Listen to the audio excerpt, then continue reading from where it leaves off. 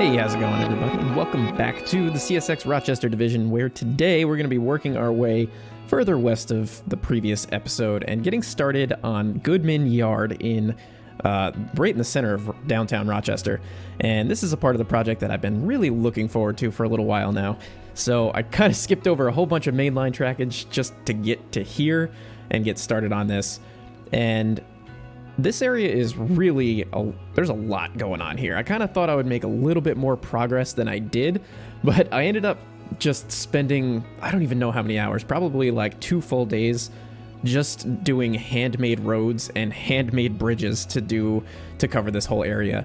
I, against my better judgment, made the decision to stick with handmade roads around the, I guess, the right-of-way, and then I'll be using the spline roads for more background roads.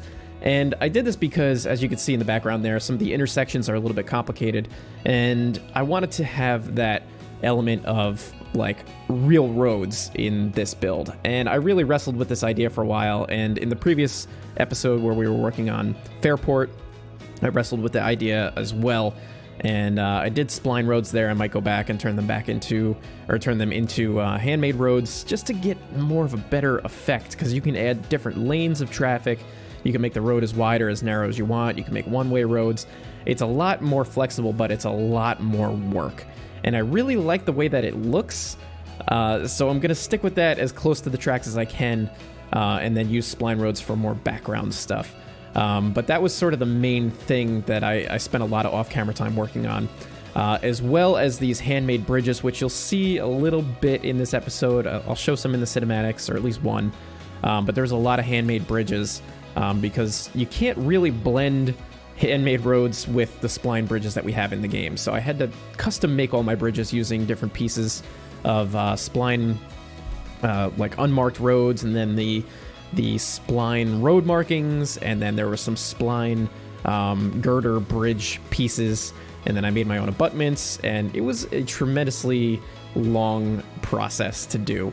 And one of the reasons that I had to do this is because right near Goodman Yard, just to the east of where we are here, you might see it a little bit in the background of some of this build video, there are a few underpasses of roadways that go underneath the yard. So it's not really a bridge, and it's definitely not your classic bridge spline that would be in the game. It's not just like a girder bridge or something like that.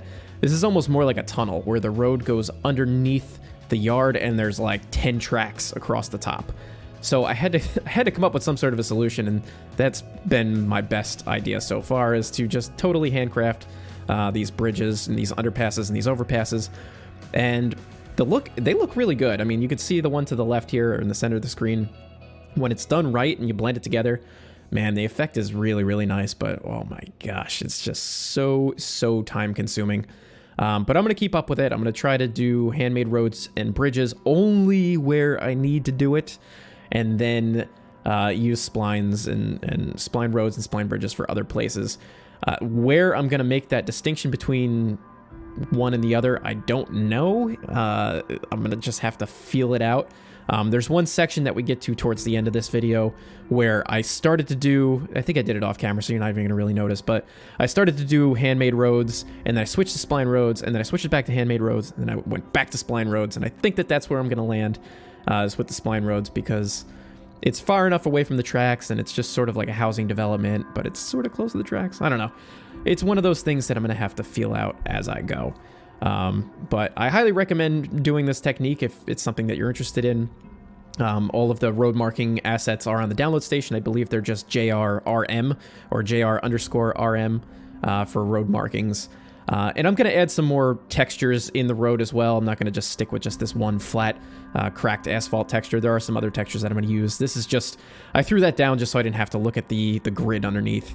And if you're doing handmade roads and the grid is showing through, it gets really confusing really quickly, like what direction the roads are going in and what's going on exactly. So I recommend just laying down the texture or just one flat texture as soon as possible, and getting it out there, and then putting your markings on top.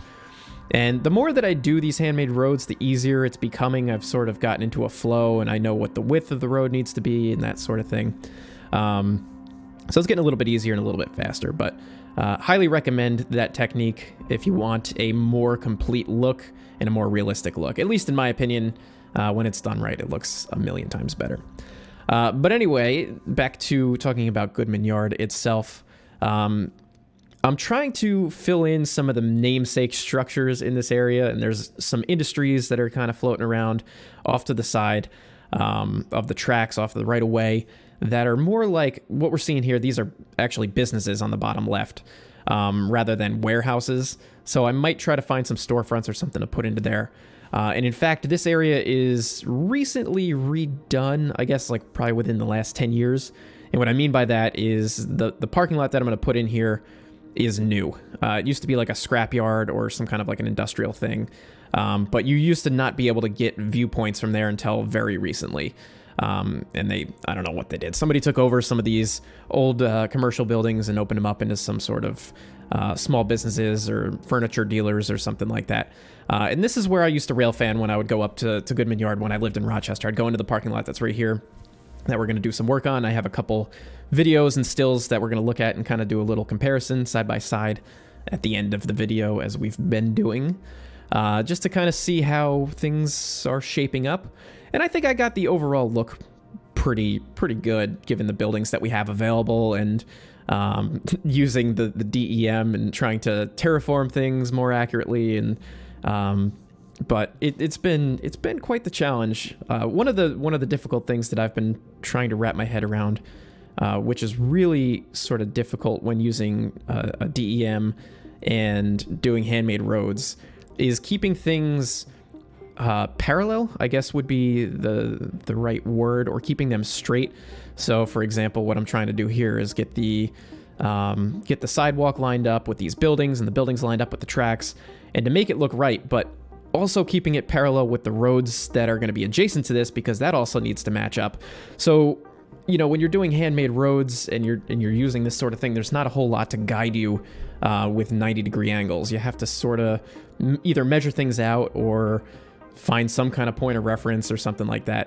And it's not really problematic in this particular spot because there's not a lot of buildings and not a lot of roads that I have to worry about.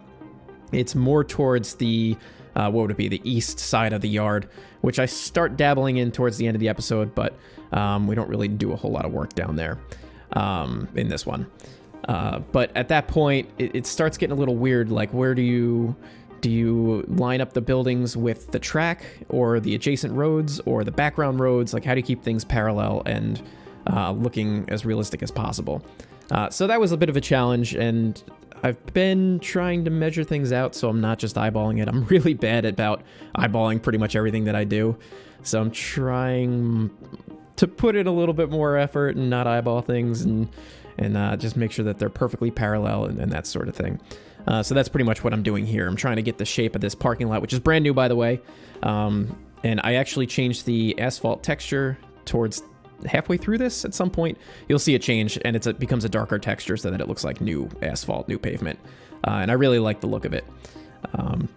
But yeah, trying to get the general shape down for this area, lay down some new pavement and some fresh markings and that sort of thing, just to get the overall feel of what this area is supposed to look like and what it is. And so far so good. The terrain doesn't quite match up exactly how it was in real life, but you know, I was just getting it as close as I possibly could. Pretty pleased with how it's turning out so far. And it seems kind of weird right now. I've got this median going down the whole section of it, but it'll start to take shape as this develops. So there's the transition. We've got new pavement textures down and trying to close in the gaps a little bit. Oh, one thing I want to point out is that I screwed up when I was recording the first part of this episode, and I didn't have my mouse cursor turned on, so you'll notice that there's no mouse cursor, but that will change in about 2 minutes or so. 2 or 4 minutes from now. So I fixed that. It's just been so long since I recorded, I forgot to check. I also recorded it in the wrong frame rate. I usually record my time lapses in 12 frames per second, and I recorded this entire time lapse in 60 frames per second, which is making for a very slow workflow so far. I just happened to forget to check my settings, and that's what happens. That's what happens when you don't record videos as much as you used to. Something else I'm working on with this is trying to use some of the new Trainz 2019 features, which is the turf effects, grass, and clutter. And I'm not gonna lie, I'm really struggling with it. I'm trying to use it, but I like the way that it looks, but the interface is terrible. It is awful. And there's absolutely no explanation about what any of the settings do within this interface. There's no explanation about what the maximum and minimum numbers are. It just allows you to plug in a number between 0 and whatever, infinity. Like, there's no limit. So if you don't have a background in, like, I guess 3D modeling, because it seems like some of the terms that are in there are based off of 3D modeling. I feel like if you don't have a background in 3D modeling or something like that, none of these terms are going to make any sense to you, and none of them make any sense to me. Luckily, I had a couple people help me out, and basically I just copied the settings that they had and put them in the game. But otherwise, like the turf effects stuff, I have no idea what I'm doing. And the wiki page isn't really much help either, unfortunately. So I can't really say I'm too pleased with it. I think they need to update the interface, and I'm pretty outspoken about this. Make the interface better, N3V, please. That way we can use this. Because the look is good. The grass is good, and the flowers and stuff like that you can put in there, it looks great. I like it. I guess another thing that's sort of a downside to it is the LOD seems to not be super great, so it sort of goes away faster than it should, but I can live with that, I guess. But I'm trying to use that a little bit more, and I've basically just come up with a setting and that I'm okay with, and I've got it saved, I guess, or whatever. I made like a preset for it or something, so I'm just going to keep using that and hope that works out for me, because it is incredibly difficult to learn how to use. The learning curve is a little bit too high, even for somebody like me who's been messing with this game for ages now. But anyway, I thought I'd mention that just because I'm adding it into the game, or I'm adding it into this map, but it's not easy. And in fact, halfway through when I was putting it down, I almost just gave up I was almost like, forget it, I'm not using this stuff. It's too hard. It doesn't make any sense. But anyway, moving along, we're basically in this episode, we're not doing a whole lot of detail work. I've been just trying to get down, as I like to refer to it, the broad brush strokes, the main infrastructure, getting some of the roads in place, some of the bigger buildings, parking lots, and some like property divisions, fences, and that sort of thing, property lines. And just so I can come in when I go to make the videos and do some more interesting stuff, because I know you guys are probably bored watching me make roads or bored watching me make a million parking lots, which is unfortunately what we're doing in this episode. So I'm trying to keep it so that when I do start recording, it's more interesting stuff, more detail work, or more coverage and that sort of thing. I know some of you guys do like seeing the roads and that sort of technique, so I'm trying to split up my time a little bit here and there. So what I had done off camera also is actually tune up the yard so that I could start, recording a video on it. As I had mentioned in the past, the DEMs, when you have the track go down for you, when you have it lay down the track for you, it tends to get a little bit, spaghettified. It's all over the place. So you have to go in, you have to straighten the track, you got to add the turnouts a little bit better, clean it up. So I did all of that off camera, and that took me probably an afternoon to get this yard put together and get the tracks all lined up properly. But I think I did a pretty good job. I think it matches up pretty well. If you go to Google Earth and you look at an overhead view of the yard in real life on Google Earth, and then you look at this, to me it matches, and maybe that's just close enough. I don't know, but it works for me, and I don't think most people, if there are any errors, I don't think most people are gonna really notice. So at this point now, I've corrected the mouse cursor thing, and I'm back to my 12 frames per second, so I can actually watch the video file properly, because I had to watch it in low resolution at 60 frames per second just because it was too much. So again, I did some of this off camera, laid out some of these buildings, because it just takes so long to go to Google Earth, look at the buildings that are there, or photographs that I have, look at the buildings that are there, and then go into the game and try to find appropriate buildings that'll work, or get on the download station and try to find other buildings and that sort of thing. So I've been cutting most of that out, and then also lining them up, figuring out where they're going to go. It's been pretty time consuming to actually get that done. So I'm doing it all off camera at this point. And then just coming in when I start recording and getting some of the other work in there, where the roads are going to be, where the property lines are, and that sort of stuff. I've also been trying to find newer buildings and other buildings to use so that I'm not just dipping into the same asset catalog every single section of this. You know, like I use a lot of the JR buildings, and then a lot of the CUK buildings, and then a lot of like Dave Snow buildings, and that I guess kind of makes up the majority of like the nicer buildings that are in this game. But I know that there's other stuff out there, you just have to really dig around for it. So I've been doing my best to get on the download station or find other assets that I have in the game that I can put in a pick list and try to use, so that I'm, you know, break up the repetition a little tiny bit, get some fresh stuff in there, some fresh buildings, fresh detail items, and that sort of thing. But it is tough because some of these things are just so poorly named. Some of these assets are just poorly named, and I've talked about that before, but you know, sometimes there's things that are in French or German, and you know, it might say factory, but it's in that language, and that makes it a little bit more challenging to find it and be able to use it. And I also have a really bad habit, and it's just how I am, of just kind of reaching for the things that I'm familiar with, whether it be the assets that I use or the textures. Like I just find like a collection of stuff that I like, and then I end up just beating it to death. But I guess if you can get creative with it, like I did with the brick buildings behind in the rail yard there by the yard office, you know, you can kind of kit bash them a little bit, and that's where the creativity like really starts coming in, when you can take some of the buildings you've already used a million times and smush them together to make like a bigger looking building. Because in real life, if you look at Goodman Yard as well as an example, those particular brick buildings, it's not just one building. It looks like it's about 3 or 4 different buildings that sort of merged together into one unified building over the years. So you get some different styles and stuff like that sort of mix. So I'm trying to do a little bit more of that. And again, mixing like the JR buildings with other warehouses or other brick buildings that are out there. And on the P&B, I've even played around a little bit with taking like brick walls or wall colors and placing them over the facade of a building to like block out windows, or just sort of change the look of it a little bit. So that's, you know, I'll be doing a little bit more of that as we progress, but it's easy to talk about that when I'm looking at it sort of in retrospect. And then, you know, it's a little bit different to actually doing it when you're building, to actually think outside the box and find those assets and take that time. Because for me, like when I get building, I want to just jump in and just go. I don't want to be spending time like digging around for assets. I want to actually just get the thing done, or get it built, or get the project going. So that's, I guess, something that I struggle with. Okay, so in this spot right here, I guess we're adding a few details.